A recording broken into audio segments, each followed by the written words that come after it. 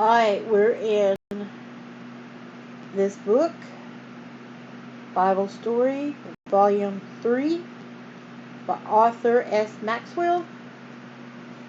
We are at Part 4, Story 2, Voice in the Night. Interesting so far. I wouldn't be surprised if Samuel cried himself to sleep the first night that he was left alone with Eli, for he was only a little boy and had never been away from his mother before. As for Hannah, I am sure he cried all the way home as she thought of her lonely darling in an old tabernacle and what those two big bullies, Hophni and Phinehas, might do to him. Yet in her heart she is sure that she had done right. Had not Samuel come to her as a special gift from God? Had she not promised to lend him to the Lord? Never for a moment did she forget her precious boy, even though God gave her 3 more sons and 2 daughters. Day by day, whenever she could get time, she worked on a little coat for him, taking it with her to Shiloh the next time she went with her husband to offer the yearly sacrifice. What a meeting that was! Can you see little Samuel running up to her with outstretched arms, crying, "Mama, Mama, oh dear Mama, you could have come to see, you have came to see me at last." Year by year came to Shiloh. Year by year, Hannah came to Shiloh, bringing a new coat with her each time, and each one was a little longer and a little wider as Samuel grew bigger and bigger, and one birthday followed another. All these years, the little boy bustled himself around the tabernacle, doing all sorts of things to help Eli. No doubt there was a great deal of cleaning, polishing, and clearing up needs, just all the jobs that a boy of Samuel's age could do so well. He was such a nice little fellow that Eli grew to love him dearly. No doubt he told him the whole wonderful story of the tabernacle, how God had given it to his people, to remind them of his own great sacrifice to save them from the sin and to prepare them for the day when they could live in the Garden of Eden again. Samuel loved to listen to the old man's tale of long ago and must have learned much of God's dealing with his people. Then one night something very wonderful happened. Samuel had finished his work for the day and had gone to his little bed.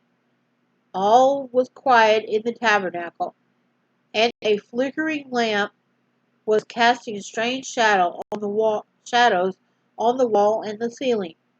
Then all of a sudden he heard someone call his name, Samuel. Thinking it was Eli must have wanted something, he jumped up and ran to the old man. "Here I am," he said. "I didn't call you," said Eli. "Go and lie down. Go and lie down again." A little later, A little while later, the voice called him again, Samuel. Obedient, Samuel got up again and ran to Eli. Here I am, he said. You did call me. No, my son, said Eli. I didn't call you. Lie down again. Puzzled, Samuel went back to bed.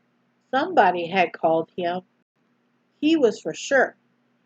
If not Eli, then who could it be? There was nobody else around, so far as he knew. Then he heard the voice again. Samuel. Once more he ran to Eli. You did call me, he said. Eli was puzzled. Now, clearly someone had spoken to the boy, and he guessed it must have been God. And so it's got pictures of Samuel up here at the top, receiving a note from his mom every birthday, and then Samuel running to Eli.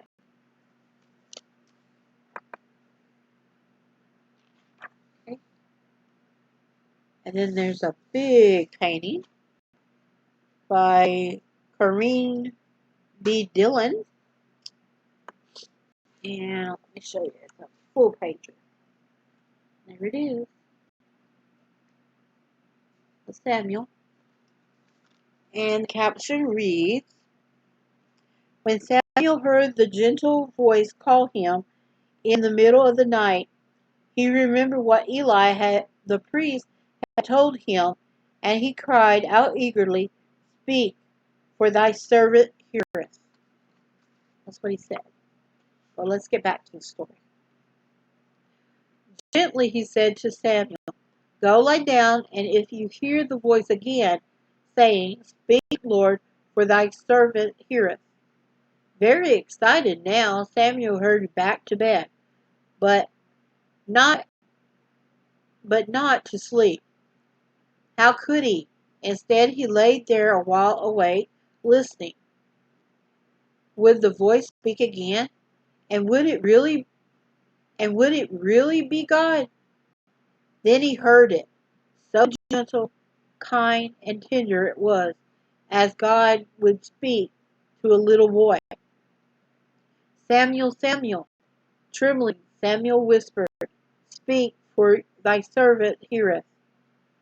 Then the Lord told him of the trouble that was about to come to Eli because he had not trained his boys to do right, and had let them do so many wicked things around the tabernacle. Samuel couldn't sleep the rest of the night. He just laid there tossing until the morning, wondering whether he should tell Eli what God had said to him. He loved the old man, his old master, dearly, and wouldn't want to hurt him. But, oh dear, what was he supposed to do? Now that God had given him such a message, Eli settled the matter for him in the morning. He has He hadn't slept much either that night. He didn't sleep. He didn't sleep much that night either. Naturally, he wondered why God had chosen to speak to one so young as Samuel instead of to him, the high priest. And he was filled with curiosity to know what God had said. Samuel, my son, he said, as he heard the little boy up and about again at the break of day. What did God say to you? Don't hide it from me. And here it is. Slowly, sadly, Samuel began to speak. Little by little, he told the whole story and hid nothing. When he had finished, Eli said, it is the Lord. Let him do what seems good to him. Nothing more happened that day, nor the next, but as Samuel went about his task, he couldn't help think about the voice in the night. It was such a sweet and kindly voice, something like his mother's, which he heard so seldom now. Perhaps he would hear it again. He hoped so. Many a night before he went to sleep, he listened for it. Then he began to talk to God and wait for his answers. How wonderful, how very wonderful. A little boy talking to the great God of heaven. Soon they will be fast friends. And Samuel grew, and the Lord was with him. And, pause, the Lord revealed himself to Samuel in Shiloh. And here's a picture of Eli and Samuel telling the story.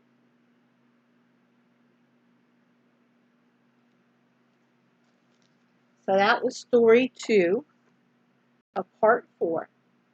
And we're going to pause and we're going to go to the next one. And we'll see what happens. We got a lot of things.